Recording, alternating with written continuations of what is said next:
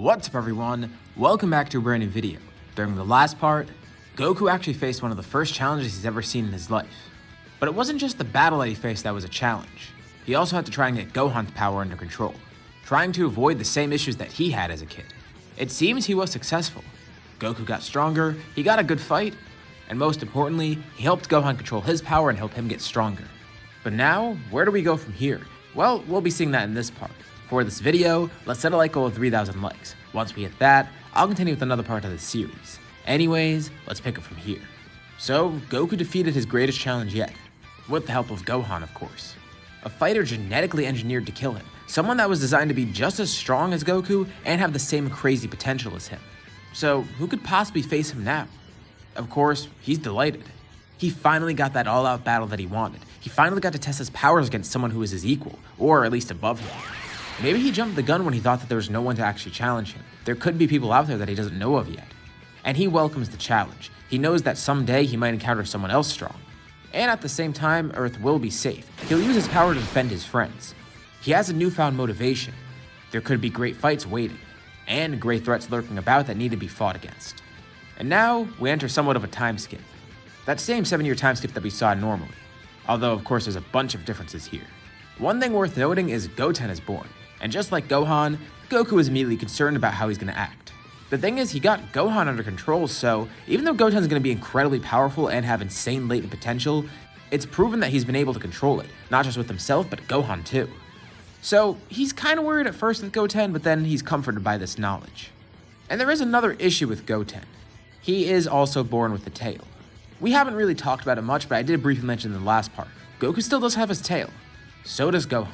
And yeah, I know, at a certain point, Saiyans aren't born with tails just because they're so strong that they don't need them, but here we're giving them a tail for a reason. This tail on Goten serves as a reminder to Goku. Oh yeah, he remembers from before. He wanted to see if he can control Great Ape somehow, because he still is concerned about him and Gohan.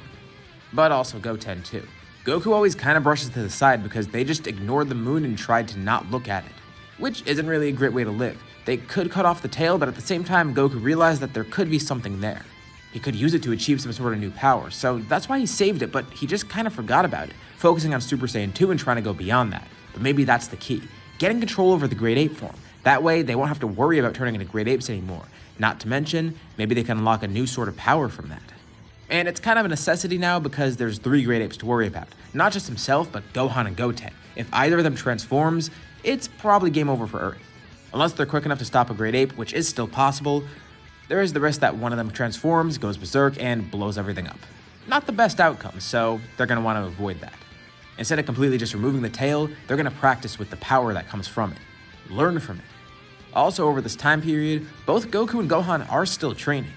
With the immense potential that he was gifted, Gohan is still motivated, also with the fact that Goku's still around, unlike in the main story where he died. So Goku's definitely going to be a good influence in terms of training. Both of them are training together. They are the best training partners for each other after all. Growing a lot stronger over time as Gohan grows up. And something interesting is about to happen. A tournament. You know, it could be fun to enter. Of course, Goku knows that he's likely going to be the finalist there, as is Gohan. But hey, for old time's sake, why not enter the tournament? Also, Chi-Chi would probably want this because it's an easy way for them to earn money. They already know that by default, either Goku or Gohan's going to win. But also there's another thing here. The two of them could fight each other all out. There's a motivation here to do so. Of course, they could do this anytime, but in a different setting like this, it could be really fun. And Videl also does kind of pressure Gohan into it. The Saiyaman stuff still happens, by the way. So the two go on and do this just for fun, but also because they're being encouraged to. Seems like they have no other choice. They need to do this. And they're looking forward to it. But there's also one other development that I want to cover, and that's Vegeta and Nappa. Of course, they unlocked Super Saiyan last time, and they've been growing a lot stronger ever since. They know that they're never going to reach the level of Kakarot, something that they didn't really expect to happen. But in a weird twist of fate, they're actually kind of following Goku. Definitely by now they would have assimilated. And the two find a rivalry within each other. Of course, they are still amazed by Goku's power and do want to achieve that same level one day, but they don't think it's going to be possible. It seems he was just born a mutant or something. But the two have each other. By this point, they're around the same strength, although Vegeta is ahead of Nappa, but it's to the point where they could actually fight each other, going all out in their battles, growing stronger together. Their camaraderie flourishes. And now, instead of an expendable soldier, Vegeta actually views Nappa as a worthy rival. A weird turn of events. And the two live on Earth pretty peacefully. They're definitely going to be entering the tournament too. So, at the start of the tournament, not much of note happens. Of course, Piccolo's not going to be here. And any of the human fighters on the Dragon Team will of course be any of the normal humans there. But then we see the fight between Videl and Spopovich. And for a brief moment, Gohan's anger flares up. And this is really bad. Goku already knows how Gohan could lose control. They have tamed it, but still, he is concerned. Seeing something like this could be disastrous. But luckily, before things get too bad, it stopped. And it lets Shin and Kibito see Gohan's power, as well as Spopovich and Yamu. Once Kibito's up to fight Gohan, they make a pretty grave mistake here. They're still going with their normal plan, trying to get Gohan's energy to be absorbed so they could follow Spopovich and Yamu and find Babidi's ship. So, Kibito coaxes Gohan into powering up, which he does. Spopovich is able to attack, and just as quickly as he attacks, he escapes. He and Yamu are amazed, the amount of energy that they gathered. No, this can't be right. They barely just stabbed Gohan. But in that very short time frame, it looks like they got more than enough energy for Buu. They fly over with immense speed back towards Babidi's ship, and he's elated. Exactly what he wanted. Actually, more than what he expected too. Of course, the group is caught up with Kibito and Shin, learning about their plan and such, as well as who they are and why they're here. But by the time they start heading over to Babidi's ship, it's already far too late. They sense an ominous energy. And Shin and Kibito realize the massive flaw in their plan. They didn't realize how strong Goku and Gohan were. Hell, even Goten too. Even though they thought they were only giving them a little bit of energy, it turns out they were giving them way more than they expected. When Kibito saw Gohan's power, he was a little bit worried about this because Gohan's power was insane. And this just confirms that. Great. They screwed it up. They basically caused Buu's revival. There's no other explanation for it. That ominous energy that they sense, it's gotta be Buu. In the distance, they see a massive explosion of steam, rushing over towards the ship. By the time they arrive, they see a massive crater in the ground, and they watch as Dabura is turned into a cookie, eaten by Buu. The only two people still standing there are Babidi and Buu himself. And Babidi looks up at them, greeting them. The Supreme Kai. What a nice surprise. He thanks them all for their energy. Without their help, Buu would have taken a lot longer to revive. But thanks to whatever stunt those Kais pulled, now they have more than enough. Buu is here, finally awoken once again. Shin and Kibito are incredibly concerned, but the group isn't really too concerned. These two were saying that Buu was a really strong guy, and he definitely is, the group could tell. But they're also not concerning the fact of how strong Goku and Gohan are. Remember, this scenario is based around the fact that they have Frieza's potential here. They have been constantly training for years on end. And besides the fact that Gohan actually has more potential than Goku, even just a little bit of training alone with that potential would be more than enough. Both of them are actually pretty confident. Buu shouldn't be too hard to defeat. Hell, they could probably even do it in their base form. Babidi says that's a lot of tough talk from them. There's no way they'll be able to defeat Majin Buu. Shin and Kibito think the same. Yeah, they might be strong, but are they really Buu's level? Well, Gohan tells them to consider. Look how much energy they needed from Gohan just to revive Buu. It wasn't very much. That was a fraction of Gohan's power. And they're making it seem like it was a lot of energy. And Gohan's point actually does make a lot of sense. Yeah, they didn't think about it like that. Same for Babidi too. That might be right. If he had that much energy in store, he might actually be able to face Buu. Vegeta and Nappa step in too. They say not to underestimate Kakarot and his son. Besides the fact that they're strong Saiyan warriors, they're also much more than that. They're some sort of crazy mutants. No offense to them, but that's what they are. Their potential is far beyond the scope of even what this monster is. And there's no way that Buu will defeat them. And Goku decides he can handle this alone, only needing his base form too. He and Buu begin fighting, and of course, Goku is actually able to take him on. It's a bit fun at first, but Goku realizes he's holding back a lot. He wants to showcase more strength, and also, he does kind of want to make this quick because they need to get back to the tournament. He wants to fight Gohan there as a finalist. He powers up into Super Saiyan. This is really overkill here, and with a single attack, he completely eradicates Buu. Babidi looks on with his jaw dropped. But before he could do anything, a blast from Gohan hits him, eradicating the wizard as well. Great, that's it. Buu's dealt with. The group's about to head back, but something strange begins happening. Buu regenerates. Oh crap, this is like a cell type thing. It doesn't matter. Goku will just use a little bit more power. And he'll make sure this time that Buu is completely eradicated. As soon as he regenerates though, something strange happens. Buu looks pissed, way angrier than he was before. And he creates another Buu. Wait, what? This actually makes everyone hesitate for a second because they're wondering what the hell's going on here. And this hesitation leaves a brief opening for Evil Buu. He knows he needs to act quick. And as soon as he's created, he turns Good Buu into a cookie, eating him and absorbing his power. And the group is distracted by this, just watching on confused. And just like that, Super Buu is born. Oh crap, he's already changed that quickly. No need to worry.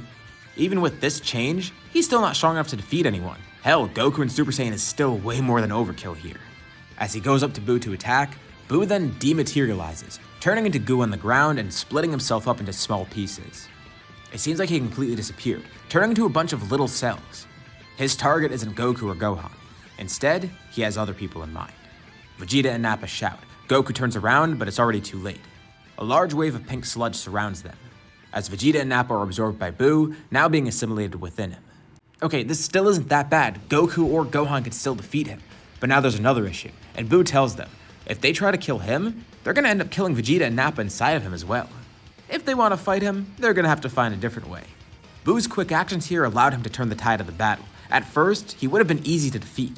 But Goku didn't realize how strong his regeneration was. If he did, the battle would have been over already. But because of this, it gave Buu a little bit of an opening.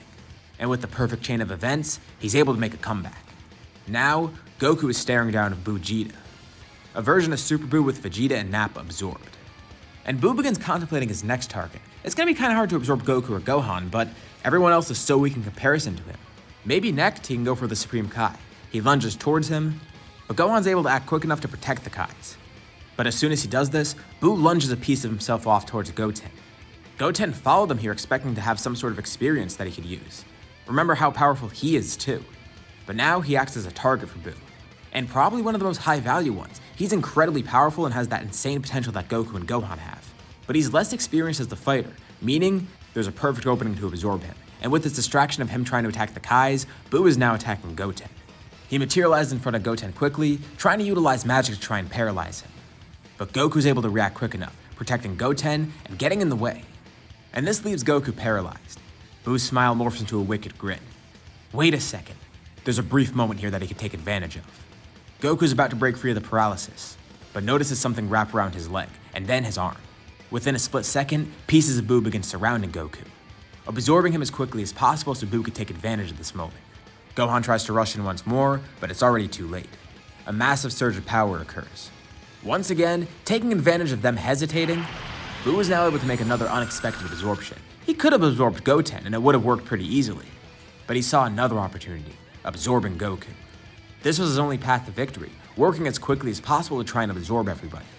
And now, all of that amazing power is his. Of course, Gohan and Goten are still there, two of the strongest fighters here. But this threat got really bad really quickly. Not only is there an issue of their friends being inside of Buu, but now there's the issue of Buu actually being strong enough to contend with them. Vegeta, Nappa, and Goku being in there is one thing. They could probably find a way to get them out of Buu and kill Buu that way. But the issue here now is how strong he is. With Goku's strength, who knows how powerful Buu is. Alright, they've messed up enough here by hesitating, so instead of hesitating, Gohan does the first thing that comes to his mind. He grabs onto Goten, Shin, and Kibito, and tries to fly them out of there as quick as he can. And while they're flying midair, Shin utilizes the Kai Kai to teleport them to the farthest place he could think of. The sacred world of Kais. Oh crap, what are they supposed to do now? Well, at least this gives them time to plan. This was a good move here. But what will their next move be? Now, Buku is born. And with his amazing potential and power, he's about to wreak havoc not just on the world, but the universe as a whole. How will he be stopped? This is where we'll leave off for now. So, what'd you guys think about this part? And what do you think's gonna happen next time? Leave your thoughts in the comments below and I'll be sure to check them out to see what you guys think. As always, if you liked the video, be sure to drop a like. And let's try and hit that like goal from the beginning of the video so we get another part of the series. If you haven't already, why not subscribe? As well as hitting the bell icon so you're notified about any future uploads of my channel, including more parts of the series or any other videos like it. Anyways, thank you all for watching, and I'll see you all in my next video.